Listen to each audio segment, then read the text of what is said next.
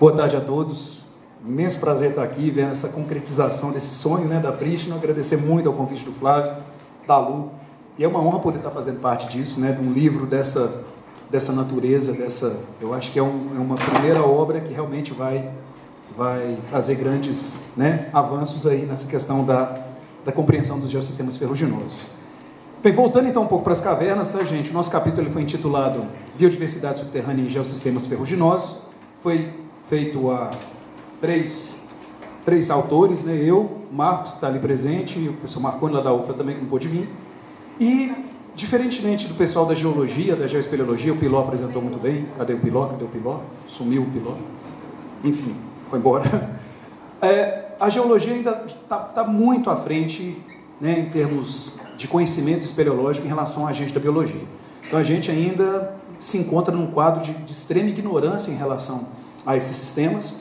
A gente tem tentado avançar um pouquinho, né, sobre conhecimento dessa fauna tão peculiar e única, mas é extremamente preocupante. Eu, particularmente, fiquei assim, até chocado com algumas apresentações, vendo, né, o nível de degradação e as potenciais degradações e perdas nesse tipo de sistema. Isso, de fato, choca bastante a gente, especialmente quando a gente considera o nível de endemismo, né? Agora, a gente está vendo fora, vamos começar a ver debaixo dos nossos pés. Isso é uma fauna ainda mais ameaçada, porque ninguém nem está vendo, né? Então, a gente, às vezes, até esquece que ela existe, e ela tem uma história também muito bacana para contar, como outros grupos também têm história. Não sei mexer nisso?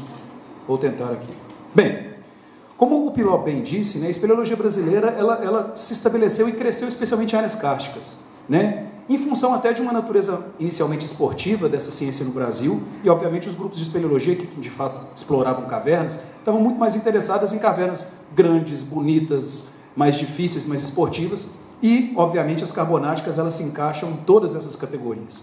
E as ferruginosas, por outro lado, elas a princípio não abrangem quase nenhuma dessas categorias. São cavernas pequenas, a princípio, entre aspas, feias, com o perdão da palavra, desinteressantes, não apresentam nenhum tipo de fato, desafio em termos de exploração.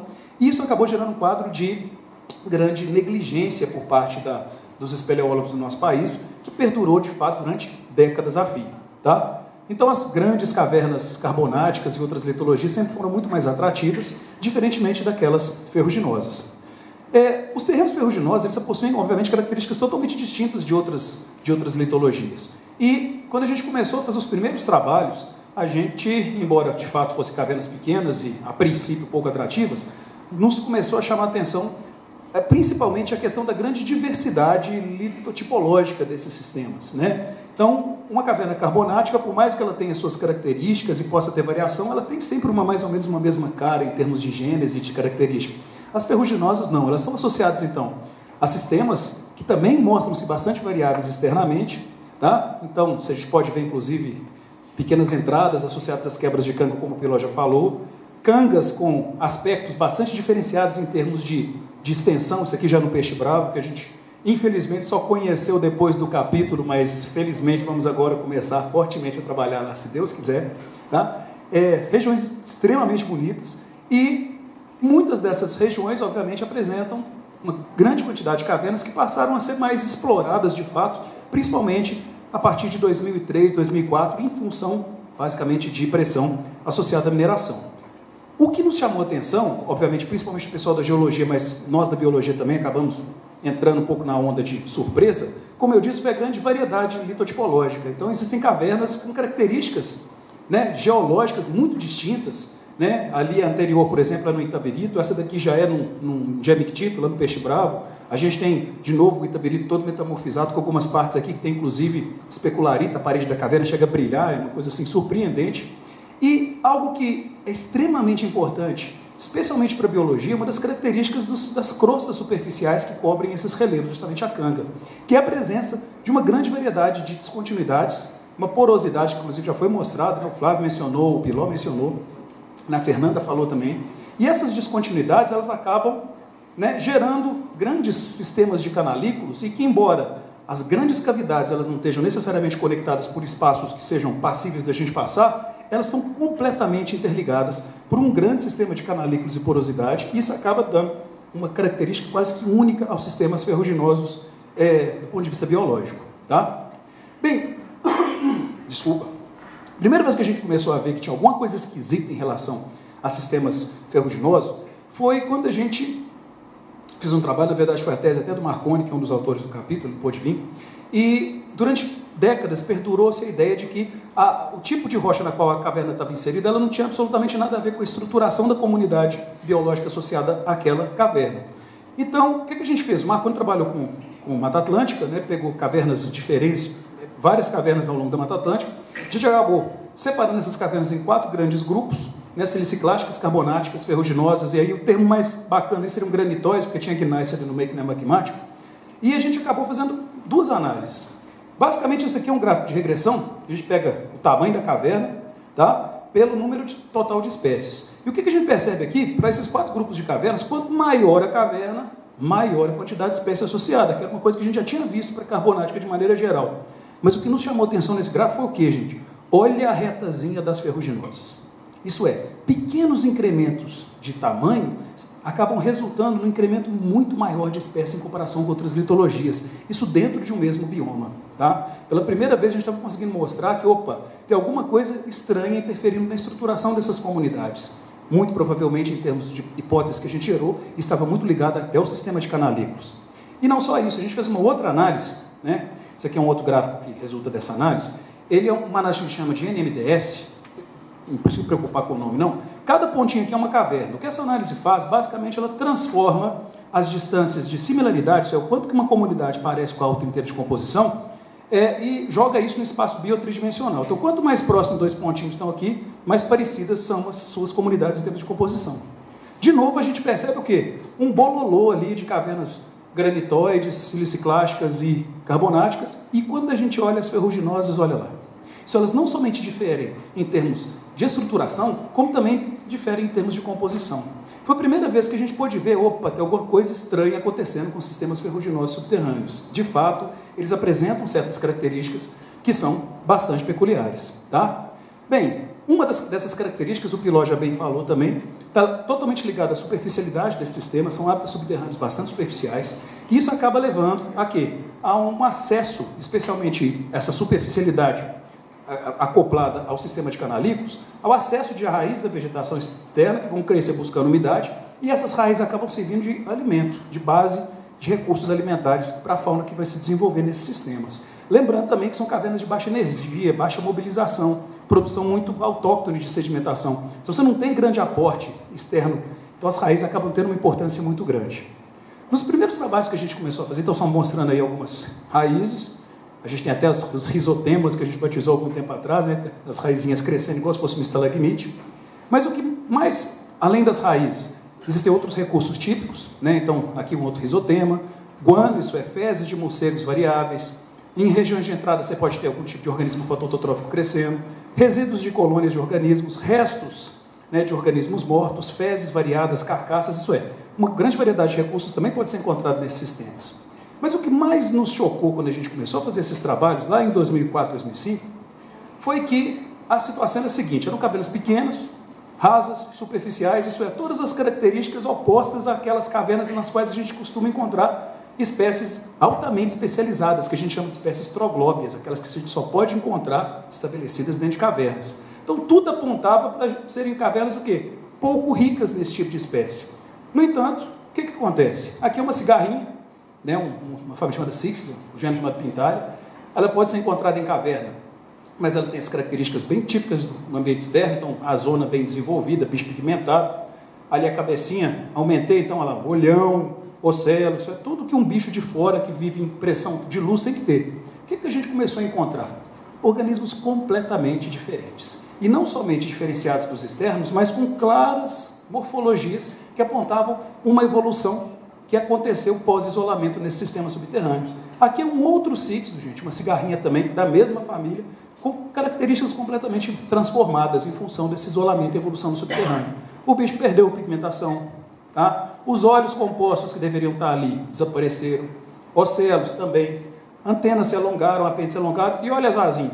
O que virou, tá? Uma das características que tende a regredir também em espécies cavernícolas aladas são as asas. E não só essa espécie que a gente acabou descrevendo por uma região, inclusive, altamente impactada, em Itaberito, mas uma enorme variedade de grupos passou a aparecer em cavernas ferruginosas, em uma proporção e quantidade muito maior que outras litologias, inclusive aquelas que são mais, né, estudadas como as litologias carbonáticas. As duas regiões que a gente mais estudou historicamente foi o quadrilátero, tá? E também a região de Carajás, que a gente começou a ter alguns projetos, alguns acessos, e foi surpreendente a quantidade de organismos que passou a aparecer. Infelizmente, em função de pouca gente trabalhando nessa área, em função de relativamente pouco investimento em cima disso, que felizmente isso tem mudado, mas a grande maioria dessas espécies ainda permanece sem descrição. Então é uma coisa que, assim, até um apelo dentro do ponto de vista de academia que a gente faz, é uma necessidade muito grande de investimento e especialmente da gente tentar atrair cada vez mais gente para essa área, para que essa diversidade ela possa não ser estudada somente do ponto de vista ecológico, mas também com descrição mesmo, com apresentação formal dessas espécies, né, às pessoas, para que elas possam começar a funcionar de fato como ferramenta de conservação. Então tem vários grupos aqui, gente, tatuzinhos, diplópodes, esse aqui é um grupo super raro, né, Glomeridés, onde a gente descreveu uma espécie, tem mais pelo menos 5 novas. Tem amblipige, tem caranguejeira, tem capônide, enfim, vou ficar falando o nome de todo mundo aí não, mas são bichos espetaculares. Alguns exemplos, então, que é o pilhão, né? A gente pode ver também ceguinho, compridinho, uma aranha, tá? Tatuzinho, ali o Glomeridesmus, aquele ali parece um olhinho, mas não é não, tá, gente? É órgão de Tomosveri, que é bastante intensificado.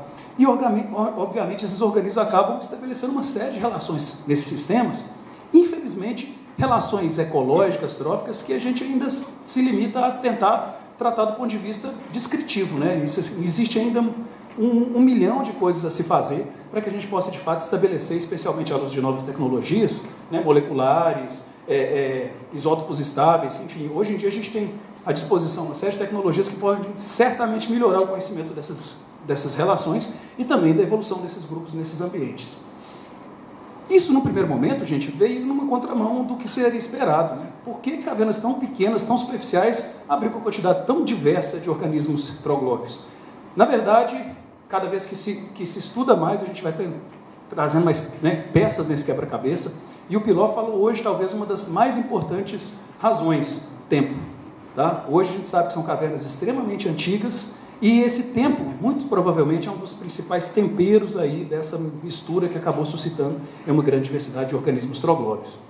A gente acabou fazendo algumas análises que a gente apresenta no capítulo, tá? Aqui é a região do quadrilátero ferrífero, a gente tinha organismos amostrados de algumas cavernas em diferentes unidades, e aqui a gente acabou gerando também um gráfico de NNDS, considerando somente espécies troglóbias, aquelas que tinham distribuição em pelo menos mais de uma caverna, para não dar um ruído nessa análise.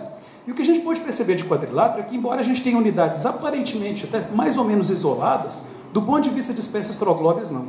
Isso é, existe interconexão e essas espécies são capazes de migrar entre diferentes unidades, aquelas que são, obviamente, mais móveis, né, por meios subsuperficiais. Tá? E o mais interessante é que a gente fez o mesmo tipo de análise para a região de Carajás, que é uma região que, a princípio, a gente teria até uma eventual maior conectividade, considerando Serra Leste, que está fora dessa grande região, algumas cavernas em Serra Norte e algumas em Serra Sul, que a gente tinha dados, e a gente fez o mesmo tipo de análise, olha o que apareceu. Tá?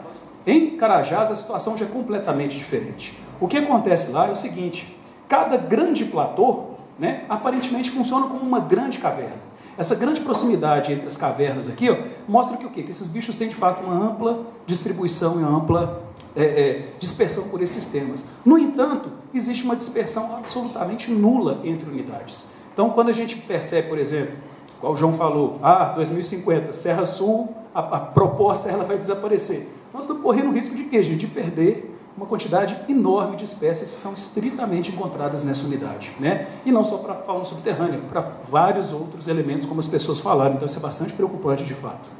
Como é que isso funciona, gente? A gente sabe, então, de fato, que, especialmente para Carajás, pelo fato de espécies troglóbias terem ampla distribuição, que todos esses pontinhos, que seriam macrocavernas, eles aparecem enquanto interconectados por subsuperfície. Então, esses canalículos devem funcionar como vias de migração. Então, hoje, o que a gente considera como um platô com várias cavernas, nós temos várias e fortes evidências que, de fato, sejam uma única caverna totalmente interconectada dentro de cada platô. Agora, isso significa que todo mundo vai usar essa caverna?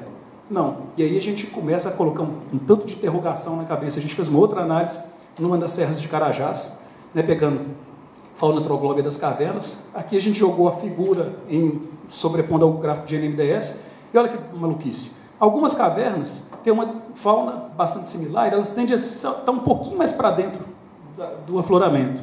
Outras, que já têm uma fauna um pouco similar, mas diferente da anterior, já tendem a se distribuir mais nas quebras. E esse conjuntinho aqui de 2 cavernas, que também está na quebra, está totalmente diferente do resto.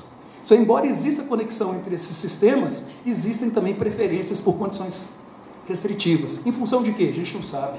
Né? Isso depende de um tanto de estudo, depende de muita gente trabalhando para que a gente possa começar a responder essas questões. Então, por um lado, a gente tem espécies muito restritivas, por outro, a gente tem espécies de ampla distribuição. Essa aranha era de um gênero novo, a gente descreveu, a pessoa de brasiloma é enigmática, e esse enigmático está em função justamente da distribuição anômala. O primeiro indivíduo que a gente encontrou foi em Bitipoca, na caverna quartzítica. O segundo indivíduo, em Moeda, na caverna ferruginosa, e quando o trabalho já estava quase para ser submetido, aparece um terceiro indivíduo em Matozinhos, em Calcário. Tá? Linha reta aqui, geralmente 300 quilômetros. E pior, se a gente for pegar a geologia de forma geral, está cheio de falha contracional, falha, tudo isso muito preenchido por minerais, às vezes selantes, que às vezes funcionam como barreira para aquífero. Se o bicho é troglóbio, e aparentemente como é que pode estar distribuído numa ampla extensão? Tá? Enigmático, de fato. E aí, no final das contas, mais uma prova do quanto a gente é ignorante a respeito dessa fauna.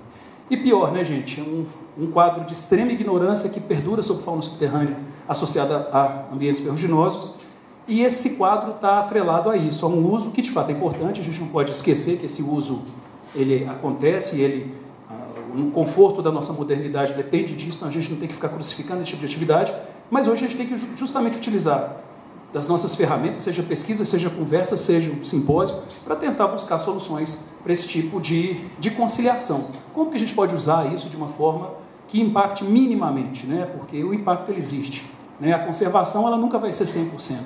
Como é que a gente pode fazer de fato para agregar isso? E esse tipo de coisa está na nossa mão. Né? A fragilidade dessa vida que está ali na mão, né, da pessoa nos mostra que exatamente depende da gente, depende do nosso estudo, depende de diferentes, né, interlocutores que vão estar trabalhando em conjunto para trazer, às vezes, o conhecimento, pegar esse conhecimento, digerir, passar para a população, passar para um órgão de fiscalização. Isso não só um evento como esse, mas especialmente um livro como esse acaba tendo uma função extremamente importante nesse contexto. E fazendo também, me apropriando um pouco das palavras do João, né, eu também vim de um momento da academia que era aquela cúpula fechada em que se produzia coisas lá dentro para meia dúzia de pessoas lerem. Graças a Deus hoje a coisa está mudando. É extremamente prazeroso saber que o que a gente tem produzido na academia tem funcionado não só para circular coisas numa pequena esfera, mas para a gente poder movimentar coisas e que de fato façam diferença, não só para tomadores de decisão, mas para a população, né, de maneira geral, que precisa usufruir disso tudo. Tá? Gente, muito obrigado. Desculpa se eu falei demais.